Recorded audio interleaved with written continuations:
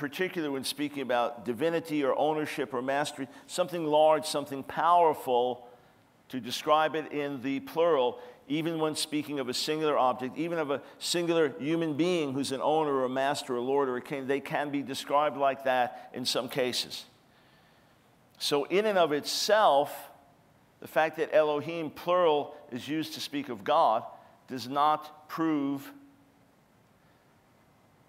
Trinity or triunity or anything like that. However, I don't totally discard the thought that it is of interest that in the Semitic languages a way to refer to greatness, power, majesty is to use plural.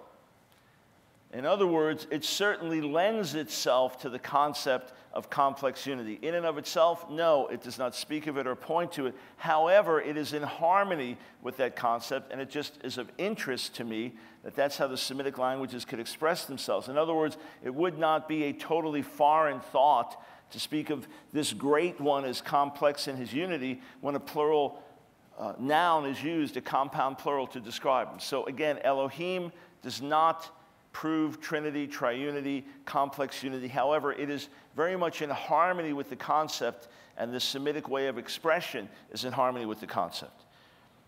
What about these let us quotes? It's possible that this is referring to counsel within the triune God, God conferring with himself in some way. It's possible. You can't categorically eliminate it, but does it prove the point? No, some would argue, for example, in Genesis 3, where God says that the man will become like one of us, he could be speaking of himself and the angelic beings who are not subject to death the same way. Some have tried to argue in Genesis 1:26 that God is consulting with the heavenly court, let us. You say, yeah, but did he make man in the image of the angels or in his own image? Wasn't he speaking about himself? Okay, that's a fair argument. Then others have said, well, it refers to what's called the plural of majesty, when royalty speaks. Royalty does not speak in the singular. Royalty, even if it's an individual king making a decree, would say, let us do this. Let this be read before us. It's called the plural of majesty.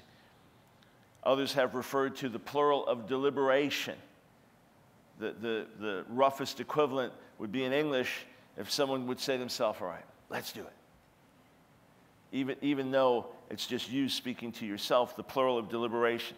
Suffice it to say there are other possible explanations that are also viable. It does not argue against God's triune nature, certainly, but I do not believe you can use it as a proof because there are so many other potential ways of understanding it. And when the rabbis were addressed with this, their answer was, look, whenever you see the plural, you immediately see singular after it, or there's a singular verb with the plural. To me, I agree with that because we're not talking about plurality in terms of numbers of several people or several individuals, but complex unity, plurality within a singular, a compound plural within God. So the fact that you have a singular verb or a singular subject joined with plural and it goes back and forth like that, that to me would be in harmony with what we believe and understand.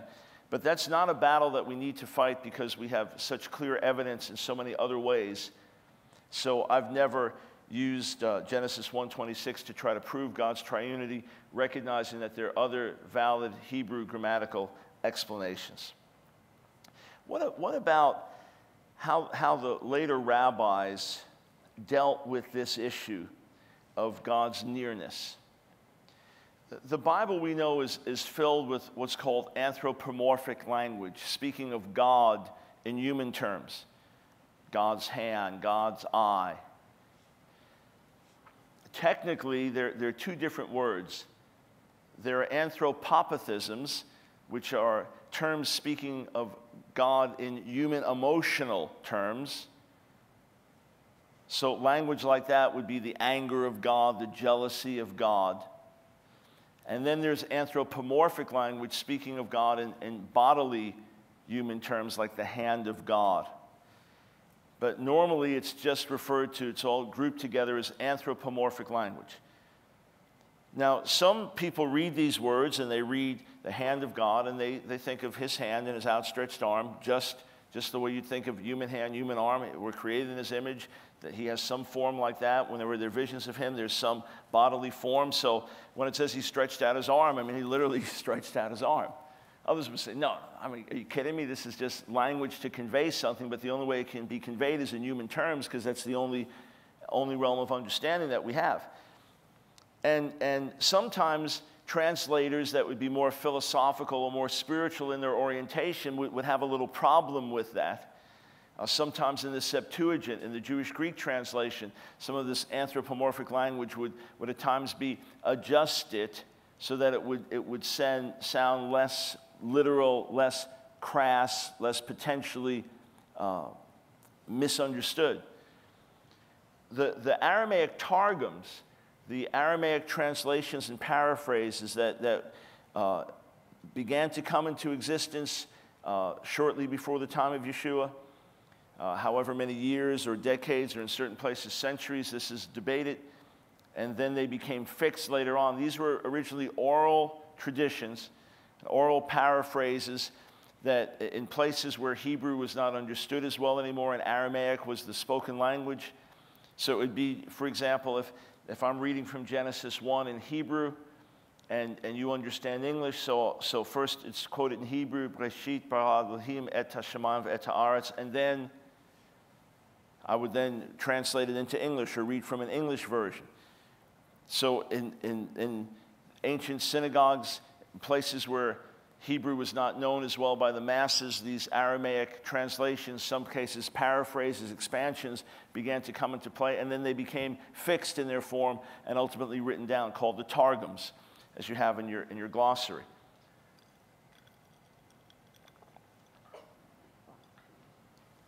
So you'd have Genesis 1:1, Breshit bara Elohim et hashamayim ve'et haaretz, and then the Targum, B'kadmin barat Adonai yat shemaya v'yat ara, the Aramaic Targum. And then you have different Targums, and some of them are more paraphrastic and more expansive.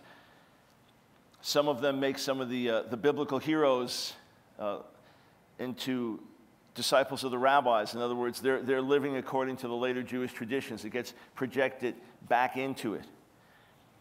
But the Targums also had to deal with this issue of the nearness of God, they heard the voice of God. The Lord was walking with them. The Lord spoke to them. The Lord touched them. How did they deal with that? And they used a concept, which is the concept called memra. Memra simply means word. Memra, the memra of the Lord, the word of the Lord. It's interesting, you don't find this concept in the Talmud. The Talmud, different Talmudic rabbis encourage the readings of the Targums, but in point of fact, you don't find the concept of the memra in the Talmudic writings, which is very interesting.